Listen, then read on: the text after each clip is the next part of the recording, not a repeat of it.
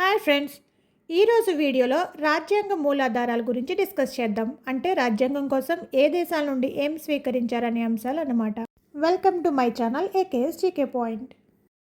భారత రాజ్యాంగం వివిధ దేశాల రాజ్యాంగాలలోని ఉత్తమ అంశాలను అలాగే 1935 భారత ప్రభుత్వ చట్టాన్ని అధ్యయనం చేసి రూపొందించబడింది. దీనిని అరువు తెచ్చుకున్న రాజ్యాంగం అని కూడా పిలుస్తారు. ఇప్పుడు భారత రాజ్యాంగం యొక్క ప్రధాన మూలాధారాల గురించి తెలుసుకుందాం. ఫస్ట్ వన్, 1935 భారత ప్రభుత్వ చట్టం. భారత రాజ్యాంగానికి అతిపెద్ద మూలాధారం ఇది. రాజ్యాంగంలోని చాలా వరకు అంశాలు అనగా సుమారు 75%, 250 నిబంధనల వరకు ఈ చట్టం నుంచి తీసుకున్నాం. అందుకే ఈ చట్టాన్ని భారత రాజ్యాంగానికి నకలు వంటిది అని పేర్కొంటారు. 1935 భారత ప్రభుత్వ చట్టం నుండి ఏ అంశాలు స్వీకరించారో ఇప్పుడు చూద్దాం. సమైక్య విధానం. కేంద్రం మరియు రాష్ట్రాల మధ్య అధికార విభజన ఉండే పద్ధతిని ఈ చట్టం పరిచయం చేసింది. గవర్నర్ విశేష అధికారాలు. ఇది రాష్ట్ర పాలనలో గవర్నర్కు ఉండే ప్రత్యేక అధికారాల గురించి తెలుపుతుంది. రాష్ట్రపతి పాలన. 1935 చట్టంలోని సెక్షన్ 93 ఆధారంగా ప్రస్తుతం మన రాజ్యాంగంలో రాష్ట్రాల్లో రాజ్యాంగ యంత్రాంగం విఫలమైనప్పుడు విధించే రాష్ట్రపతి పాలనను చేర్చారు. పబ్లిక్ సర్వీస్ కమిషన్లు. కేంద్రం మరియు రాష్ట్ర స్థాయిలో అధికారుల నియామకం కోసం పబ్లిక్ సర్వీస్ కమిషన్ల ఏర్పాటును ఈ చట్టమే ప్రతిపాదించింది. నెక్స్ట్ వన్, కేంద్ర రాష్ట్ర సంబంధాలు. కేంద్రానికి మరియు రాష్ట్రాలకు మధ్య ఉండాల్సిన పరిపాలన మరియు శాసన సంబంధాల గురించి ఇది వివరిస్తుంది. తర్వాత సుప్రీంకోర్టు. 1937లో స్థాపించబడిన ఫెడరల్ కోర్టు ఆధారంగానే మన దేశంలో సుప్రీంకోర్టు వ్యవస్థ రూపుదిద్దుకుంది. ఇతర దేశాల రాజ్యాంగాల నుండి తీసుకున్న అంశాలు ఏమిటో ఇప్పుడు చూద్దాం. భారతదేశాన్ని సుదీర్ఘంగా పాలించిన దేశం కాబట్టి మన రాజ్యాంగ వ్యవస్థపై బ్రిటన్ ప్రభావం ఎక్కువగా ఉంది. మొదటగా బ్రిటన్ రాజ్యాంగం నుండి ఏ అంశాలు స్వీకరించామో తెలుసుకుందాం. దీన్ని 3 విధాలుగా చెప్పవచ్చు. ఫస్ట్ వన్ ప్రభుత్వ విధానం, అండ్ సెకండ్ వన్ చట్టం అండ్ న్యాయ వ్యవస్థ, థర్డ్ వన్ నిర్మాణం అండ్ పదవులు. ప్రభుత్వ విధానంలోని అంశాల గురించి ఇప్పుడు చూద్దాం. పార్లమెంటరీ తరహా విధానం. దేశంలోని పార్లమెంట్ ప్రజాస్వామ్య వ్యవస్థను అనుసరించడం. క్యాబినెట్ తరహా పరిపాలన. మంత్రుల మండలి ద్వారా నిర్ణయాలు తీసుకోవడం జరుగుతుంది. ఏక పౌరసత్వం. దేశం మొత్తానికి ఒకే పౌరసత్వం కలిగి ఉండడం. చట్టం మరియు న్యాయ వ్యవస్థలోని అంశాలు సమన్వయ పాలన, ఏకీకృత సమగ్ర న్యాయ వ్యవస్థ, అలాగే రిట్లు జారీ చేసే విధానం. చట్టం ముందు అందరూ సమానులే అనే సూత్రం పాటించడం, దేశమంతటా ఒకే రకమైన న్యాయ వ్యవస్థ ఉండడం, ప్రాథమిక హక్కుల రక్షణ కోసం కోర్టులు జారీ చేసే ఆదేశాలు. అలాగే నిర్మాణం మరియు పదవులలో అంశాలు స్పీకర్, డిప్యూటీ స్పీకర్ వ్యవస్థ. ఇవి లోక్సభ నిర్వహణకు సంబంధించిన కీలక పదవులు. సభా హక్కులు. పార్లమెంటు సభ్యులకు ఉండే ప్రత్యేక అధికారాలు మరియు హక్కులు. Next one attorney general. కేంద్ర ప్రభుత్వ ప్రధాన న్యాయ సలహాదారి. కాగ్ కంట్రోలర్ మరియు ఆడిటర్ జనరల్ ప్రభుత్వ వ్యయాలను పరిరక్షించే అధికారి. అమెరికన్ స్ఫూర్తితో భారత రాజ్యాంగంలో చేర్చబడిన అంశాలు. ప్రజాస్వామ్య విలువలు మరియు న్యాయ వ్యవస్థకు సంబంధించిన అంశాలను ఇక్కడ నుండి తీసుకున్నారు. ఇప్పుడు అవేంటో చూద్దాం. ప్రాథమిక హక్కులు. అమెరికాలోని బిల్ ఆఫ్ రైట్స్ ఆధారంగా మన రాజ్యాంగంలో పౌరులకు ప్రాథమిక హక్కులను కల్పించారు. ప్రాథమిక హక్కులు గతంలో 7 ఉండగా ప్రస్తుతం 6 హక్కులుగా సవరించారు. ఆస్తి హక్కును ప్రాథమిక హక్కుల నుండి తొలగించారు. ప్రవేశిక. భారత ప్రజలమైన మేము అని ప్రారంభమయ్యే పీఠిక భావన అమెరికా రాజ్యాంగం నుండే తీసుకోబడింది. ప్రవేశికలోని ముఖ్యమైన అంశాలు సర్వసత్తాక, సామ్యవాద, లౌకిక ప్రజాస్వామ్య గణతంత్రం. న్యాయ సమీక్ష. ప్రభుత్వం చేసే చట్టాలు రాజ్యాంగానికి లోబడి ఉన్నాయో లేదో సమీక్షించే అధికారం న్యాయ వ్యవస్థకు ఉంటుంది. న్యాయమూర్తుల తొలగింపు. సుప్రీంకోర్టు మరియు హైకోర్టు న్యాయమూర్తులను తొలగించే ప్రత్యేక విధానం దీని నుంచి తీసుకోబడింది. రాష్ట్రపతి అభిశంసన. రాజ్యాంగ ఉల్లంఘన జరిగినప్పుడు రాష్ట్రపతిని పదవి నుండి తొలగించే ప్రక్రియ.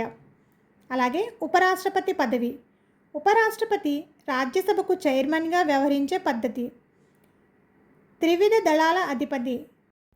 రాష్ట్రపతి సైనిక దళాలకు సుప్రీం కమాండ్గా ఉండడం. లిఖిత రాజ్యాంగం. అమెరికా వలె భారత్ కూడా ఒక స్పష్టమైన లిఖితపూర్వకమైన రాజ్యాంగాన్ని కలిగి ఉండడం.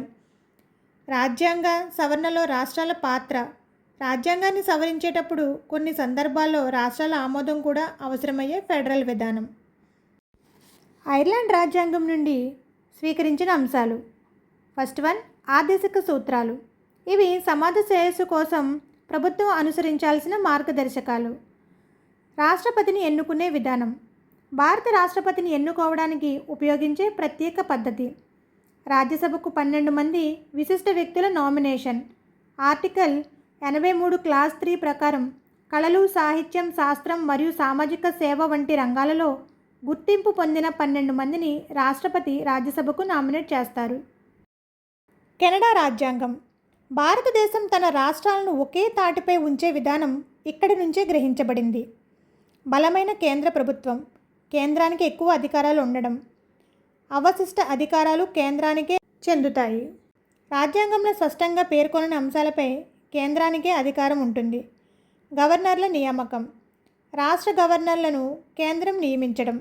ఆర్టికల్ 143 ప్రకారం సుప్రీంకోర్టు సలహాను రాష్ట్రపతి కోరడం.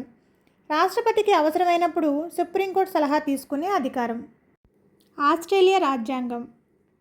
దీంట్లో ఫస్ట్ వన్, ఉమ్మడి జాబితా. 7వ షెడ్యూల్లో ఉండే ఈ జాబితాపై అటు కేంద్రం ఇటు రాష్ట్రాలు రెండూ చట్టాలు చేయవచ్చు. ఇది ఆస్ట్రేలియా నుండి గ్రహించిన ఒక కీలక అంశం. నెక్స్ట్ వన్, స్వేచ్ఛ, వాణిజ్య మరియు వ్యాపార విధానం. రాజ్యాంగంలోని 301 అధికరణం ప్రకారం దేశవ్యాప్తంగా స్వేచ్ఛగా వ్యాపారం నిర్వహించుకునే హక్కును కూడా ఆస్ట్రేలియా రాజ్యాంగం నుండే తీసుకోవడం జరిగింది.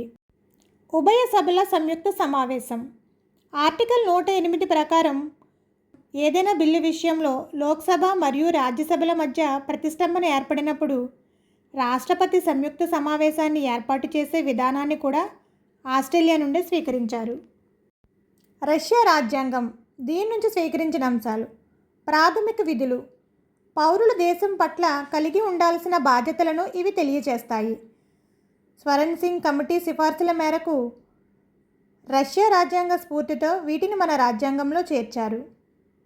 సామాజిక, ఆర్థిక మరియు రాజకీయ న్యాయం. మన రాజ్యాంగ పీఠికలో ఉన్న ఈ 3 రకాల న్యాయాల భావన రష్యా విప్లవం నుండి 1917 నుండి తీసుకోబడింది. సమాజంలో అసమానతలు తొలగించి అందరికీ సమాన అవకాశాలు కల్పించడం దీని ముఖ్య ఉద్దేశం. ప్రణాళికా సంఘం.